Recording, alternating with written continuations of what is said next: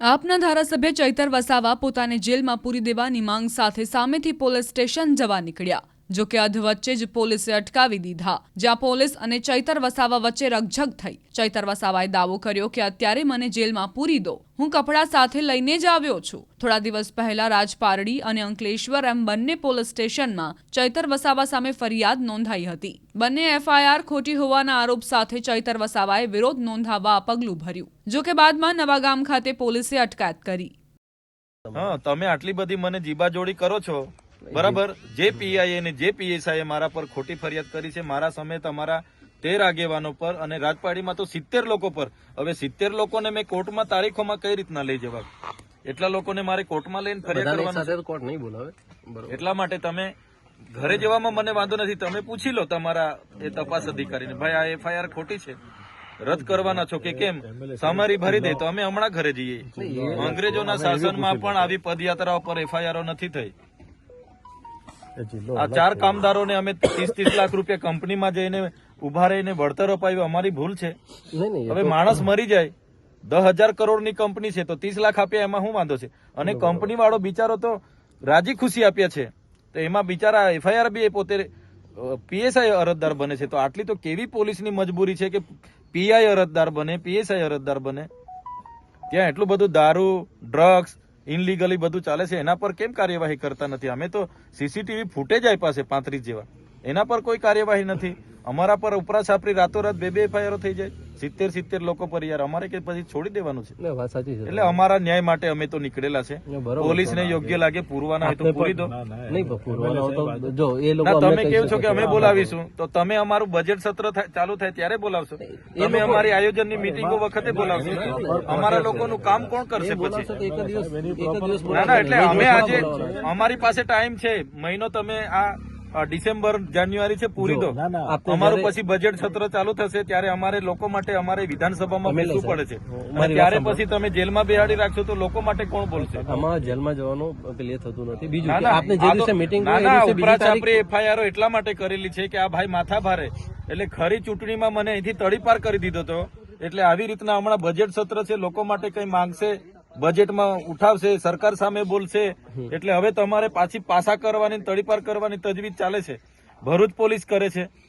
એટલે તમારે તો જે કરવા, મને તો કોઈ વાંધો નથી. 5 વર્ષ નહીં 10 વર્ષ જેલમાં રાખો, પણ અમારા લોકોનો અવાજ કોણ કરશે પછી? એટલે જેલથી મને ફેર નહીં, ત્યાં બી મને રોટલી શાક ખાવાનું મળવાનું જ છે, બધી જગ્યાએ મળે છે. એટલે એનાથી મને કઈ વાંધો નથી, પણ અમારા લોકોનો અવાજ દબાઈ જાય છે. કોણ કામદાર માટે બોલશે પછી? કોણ આદિવાસી માટે? વાત બરાબર છે, તમે બોલો જ છો, તમે અમારો અવાજ દબાવી દેવો યાર. ઘરે રાતે પોલીસ મોકલી આપો. અમે કઈ આ વિસ્તારમાં ધારાસભ્ય છે યાર, અમે કઈ માથાભારે અસામાજિક તત્વ છે કે રાતે પોલીસ પહેરો મૂકી દો? હવે આ નીકળ્યા તો ઘરમાંથી નીકળે ના, તો તમે જોઈ લો કેટલી આ 20 ગાડીઓ નજીવા કેસમાં કાલે ઉઠીને ગયા કેસમાં તમે આવ્યા હતા 50 ગાડીઓ લઈને, આખો માર્ચ કરીને, મોરચો લઈને. તો આ લોકો બી ભરૂચ વાળા આવશે, એના કરતા આજે જ અમને હાજર થઈ કરી દો. પણ આમાં તો જે દિવસે નોટિસ આપશે તમને, એ દિવસે તમે કદાચ હાજર રહી શકે કે મીટિંગ છે તો બીજી તારીખ કાલે ઉઠીને અમારા હમણાં આયોજનોના કામો ચાલુ થવાના, મીટિંગો ચાલુ થવાની. હમણાં બજેટ સત્ર અમારું ચાલે, એટલે પોલીસ કહેશે કે ભાઈ અમારી ફુરસદે આવીને એટલે જેલમાં નાખી દો. એવું થોડું છે? અમે એફઆઈઆર કરી છે, આજે અઠવાડિયું થઈ ગયું, હાજર કરી દો મને જેલમાં. આપ કપડા બપડા લઈને આવ્યા છે, પૂરી દો. બરોબર છે ને ના, હજુ બી એ લોકોને સંતોષ ના હોય તો ફાંસી સુધી મોકલાવે એટલી તજવીજ કરી નાખે. તો પછી યાર આવું થોડું હોય. અમારા બી અધિકારો છે ને, અમે બી ભણેલા ગણેલા લોકો છે. આટલા બધા આંદોલનો કર્યા, કોઈ દિવસે અમે કાયદો વ્યવસ્થા હાથમાં નથી લીધો સાહેબ, નથી લીધો ક્યારેય નહીં. ને મારે તો 2 નંબરના ધંધા નથી કે કોઈ સાથે વ્યક્તિગત દુશ્મની બી નથી, પણ કેસો આટલા બધા આડેધડ કરી નાખીએ તો કઈ રીતનું ચાલશે? ગયા વર્ષે તમે જોયું બધું.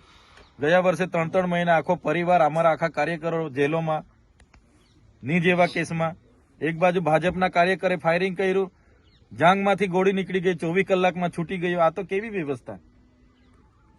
અમારા પર થાય એટલે અમારે પછી આ પોલીસ અમને હોતી વળે ચોરની જેમ, બીજા પર થાય એટલે રાતોરાત બધું સમાધાન થઈ જાય. અમે કાં ગુનો કર્યો છે? બિચારા ગરીબ પરિવારોને પૈસા તો અપાવ્યા છે, એમાં થોડી આવી કંપની વાળો ફરિયાદ કરતો તો અમને થતું કે અમારી ભૂલ થઈ. કોઈ ટ્રાફિક અડચણ વાળો ફોન કરતો કે મારી ગાડીને આ લોકો નડ્યા ને ફરિયાદ અમે રાજપાડી કરે. હવે પીઆઈ પીએસઆઈ ફરિયાદ કરે તો અમારે શું સમજવાનું સાહેબ? આ કાયદો ને વ્યવસ્થા છે. અને અમે તો પરવાનગી માંગી હતી સાહેબ, કોઈ જાહેરનામું નથી, કોઈ ચૂંટણી નથી, તો બી 30મી નવેમ્બરે પરવાનગી માંગી, 3જી ડિસેમ્બરે અમારી છેલ્લા દિવસે પદયાત્રાના હવારે કહી કે તમારી પરવાનગી નથી મળી, અભિપ્રાય પોલીસે નેગેટિવ આપ્યા છે. તો સાહેબ અમારો બી અધિકારો છે ને, અમે ચાલતા ગયા, પોલીસ અમારી સાથે હતી, તો બી એફઆઈઆર એટલે માથાભારે સાબિત કરો, પાસા કરો, તડીપાર કરો, એટલે અમારે આખી જિંદગી જેલોમાં. તો લોકો માટે કોણ બોલશે? અમને તો કઈ વાંધો નથી, જેલો કરો કઈ વાંધો નહીં. એટલે તમે ત્યાં વાત કરી લો, અમે ત્યાં જઈએ છીએ હાજર વાત થઈ. કરી લીધી છે સાહેબ આપણા એસપી સાહેબ ને બીકો એમના જોડે નર્મદા પોલીસ સાહેબ જોડે SP સાહેબ જોડે પણ વાત સહકાર આપે. ભરૂચ પોલીસ નો મામલો છે, આપણે શું કરવા જીબાજોડી કરીએ છીએ? જો અમારા માટે બધું સરખું છે, આખું નહીં તો ગુજરાતમાં સરખું અમારે છે, પોસ્ટિંગ પણ તમારે કેવાથી પહેલા થોડા એફઆઈઆર રદ કરવાના. એ તો અમે રદ ના કરી હા, તો શકીએ. જવા દો ને, કોઈ રદ અમારા નહીં કરી વકીલો શકે. બધા રાહ જોઈએ છે. કોર્ટ સિવાય કોઈ રદ નહીં કરી શકે, હું આપને કહું. ના, કોર્ટની પ્રોસેસ તો અમે કરવાના છે કે જેટલી એફઆઈઆર થાય કોર્ટમાં જ અમારે કર્યા કરવાનું. કોર્ટમાં તો જવાના જ છે, જે અધિકારીઓ કર્યા છે એમને બી બોલાવીશું. એવું થોડું જરૂરી છે તમે જાઓ તો વાંધો નથી, પણ તમે જે આહવાન કરીને જાઓ છો તમારા કાર્યકરો, સાહેબ? public તમે જે મીડિયામાં કોઈ ભેગી જગ્યાએ થાય છે, બતાવો, મોટા મારો ભાગમાં. મેસેજ હોય ને, તમે બધા ગ્રુપ જોઈ લો, મીડિયામાં કોઈ જગ્યાએ મેં કોઈને કીધું હોય કે મેં ત્યાં આહવાન કરીને આવું છું, તો મને બતાવો પણ એવા મેસેજ છે સાહેબ. તો તમારા આપણે ગ્રુપમાં હોય તો છે ને. બતાવો. મેં તો અમારા સાંજે ગ્રુપમાં પોલીસના ફોન public આવ્યા હતા, ભેગી પોલીસને મેં થાય, કીધું કે હું ત્યાં કાલે પછી જાઉં છું. traffic છે, law and સીધી order વાત છે, મારે એનો કાં પ્રશ્ન છુપાવવાની છે? થાય.